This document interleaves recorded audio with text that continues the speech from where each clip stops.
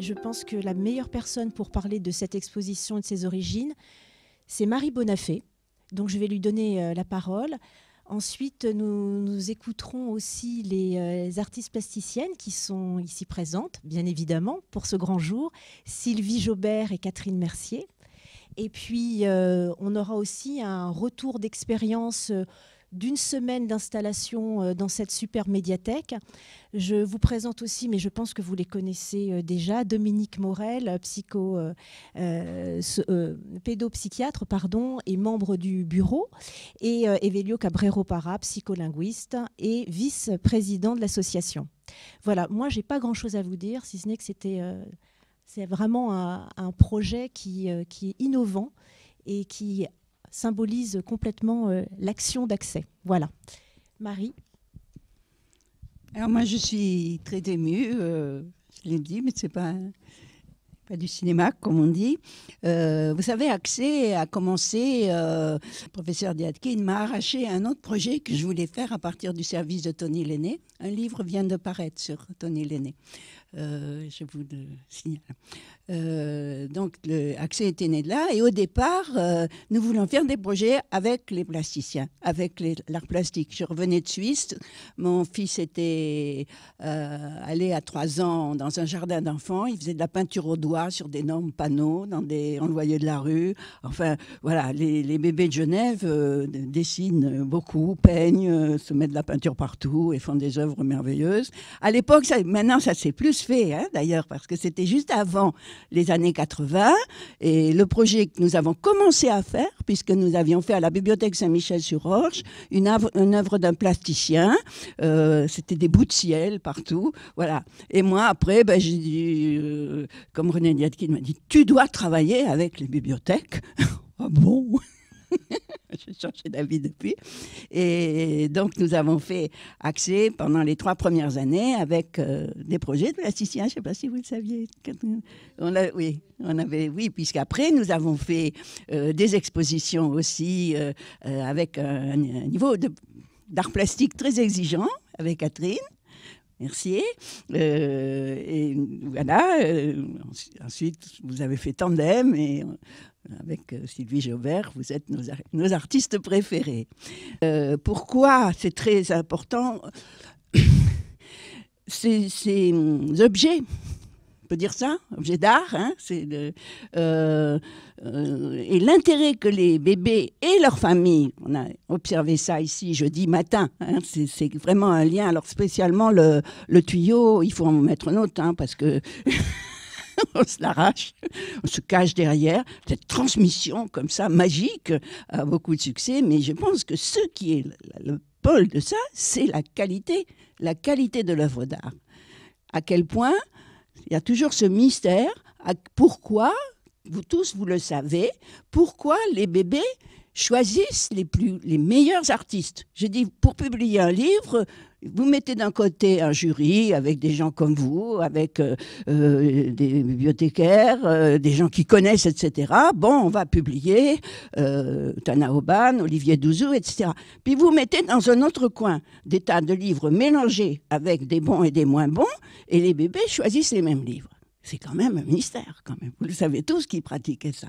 Donc l'importance de l'œuvre d'art, avant que la parole ne se constitue, avant ces fameuses 6 premières années où le moi-je, le sujet, n'est pas encore tout à fait constitué, où tout petit moi-je ne sait pas encore qu'il y a d'autres moi-je aussi importants que moi. Voilà. Et après, on va pouvoir effectivement raconter une histoire soi-même en disant « je », comme dans les histoires qu'ils lisent. Il faut 5 longues années pour faire ça au petit être humain. Et voilà, la constitution du sujet, on dit. Mais tout le monde sait ça. C'est tout simple. Et aussi, ne l'oublions jamais, comment une partie des parents touchés au cœur, parce que ça touche l'affectivité. On n'est plus dans les raisonnements, on n'a plus de souvenirs précis de ces parcours-là. On ne sait pas pourquoi on se met tous les parents et les adultes qui ont une fonction parentale à ce moment-là, une fonction maternelle, on dit. Hein. C'est dans les premières années, le père materne les enfants. Voilà, et maintenant il apprend de plus en plus à le faire.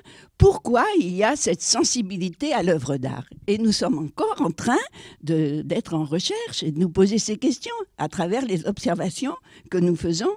Evelio Cabrero, Dominique Morel-Manella, moi et toute l'équipe, pour recueillir ces observations où on voit à quel point les bébés sont experts.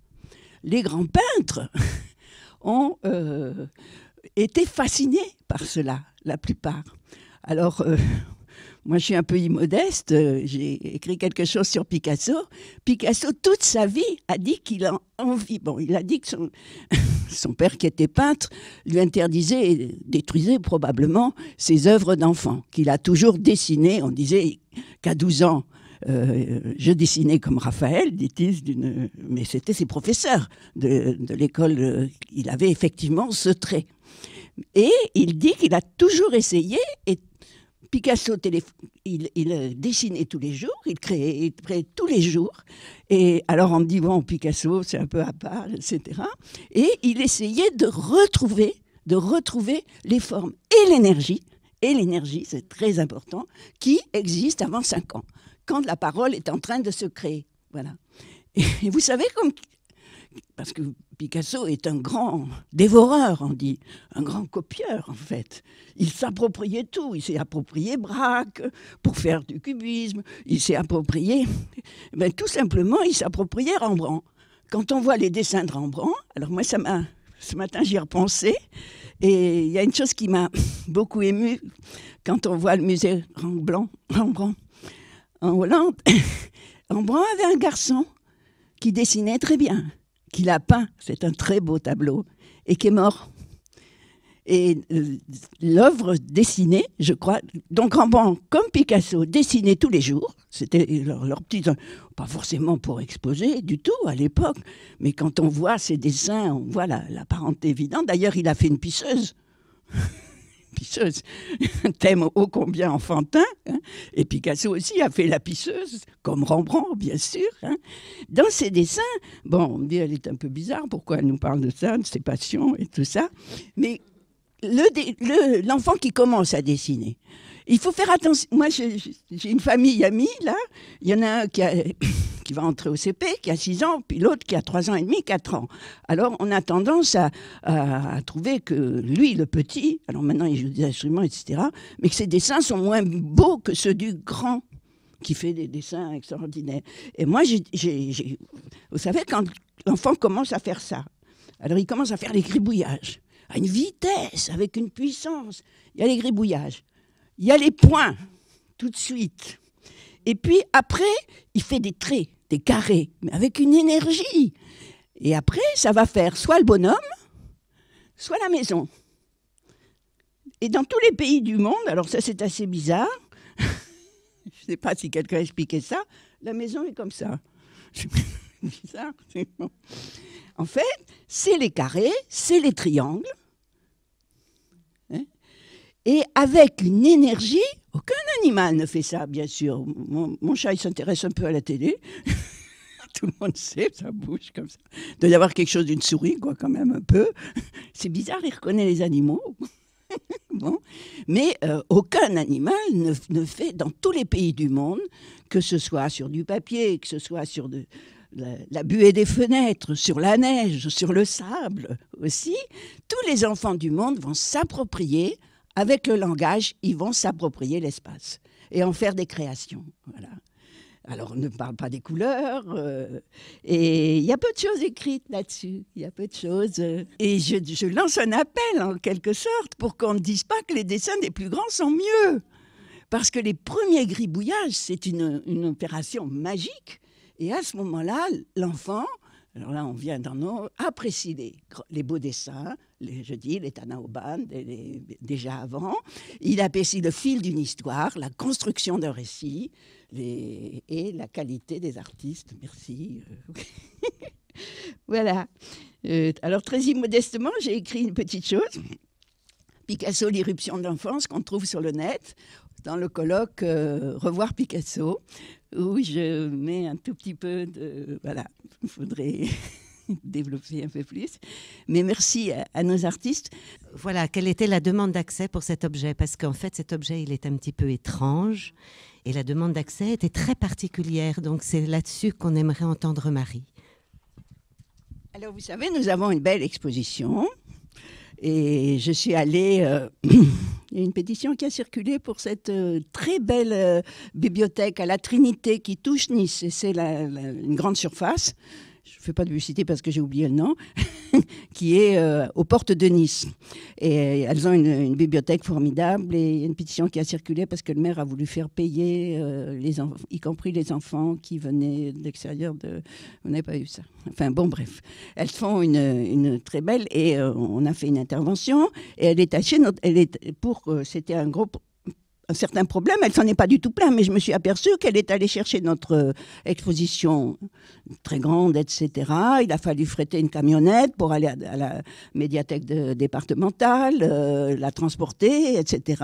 Elle est encore tout à fait comme il faut, très bien, mais et je me suis dit, il faudrait quelque chose qui rentre dans une voiture, qui soit facile à transporter et qui rentre dans une voiture pour aller dans des petites PMI de montagne, parce que là aussi, c'est un autre souvenir. À côté du Festival de Prague, j'étais dans un gîte, et le maire, c'était le frère du maire, et il m'a dit « Oh, mon frère, il était maire, et il avait créé la bibliothèque. » Il faisait évidemment beaucoup de choses avec une chorale, musique, dans les villages de cette vallée. À la suite du Festival de Prague, il y a une grande activité, une grande activité culturelle. Je me suis dit, il faudrait quelque chose qui puisse se transporter facilement dans un endroit comme ça, où il y a déjà une stimulation et où on ne voit pas peut-être tout l'intérêt d'avoir ces premiers albums. Alors, il y a une chose aussi, je suis contente que tu me relances, c'est que, vous savez, il y a une chose que nous avons quand même, grâce à vous, nous arrivons à le faire passer, cette idée que dans ce premier âge, dans ce premier moment de la vie, dans la constitution du sujet, du moi-je, il n'y a pas d'inégalité sociale. Il n'y a pas d'inégalité sociale. C'est-à-dire que, je vais répéter une troisième fois, il n'y a pas d'inégalité sociale. C'est-à-dire que dans nos observations, nous voyons que les enfants... Nous travaillons à la pouponnière du département de l'Essonne, Nathalie Virno est là, à la prison de Fleury-Mérogis. Les parents n'ont pas de livres à la maison et les enfants ont des choix, des goûts pertinents, une énergie pour conserver, qu'on leur lise les livres de leur choix et qui sont des choix de qualité.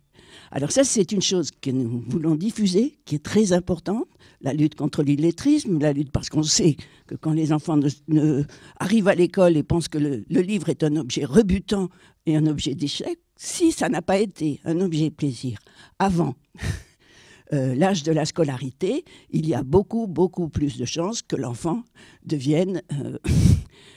sinon illettré, il y a peu d'illettrés quand même dans notre pays, mais par contre, qui soit marginalisé dans les écoles. Beaucoup, beaucoup plus de chances et qui n'ait pas non plus envie d'aller dans une bibliothèque ou même de bénéficier d'une activité extérieure de bibliothèque. Cet enracinement comme ça dans le premier âge pour les parents et pour les enfants, parce que c'est très important de le faire, individuellement pour chaque enfant dans le petit groupe, vous savez que c'est notre façon, ce que l'expérience nous a appris, et de le faire. Et alors, deuxième point aussi très important, c'est pour ça que nous nous appelons contre les exclusions et les ségrégations, de mettre en vedette justement les observations reconnues dans cette population. Le deuxième point extrêmement important, c'est que quand une bibliothèque fait un mini-projet, l'important, c'est de le faire justement là où c'est le plus démuni et là où c'est le plus difficile. Nous allons publier je vois que Colin Cidre, qui représente donc le ministère, la direction du livre est présent. Nous allons publier ce qui se passe dans des expériences de première page, par exemple, et de montrer que c'est là où on a privilégié peu d'expériences, mais situées dans les quartiers les plus importants, que la bibliothèque va développer le plus les activités livre petite enfance.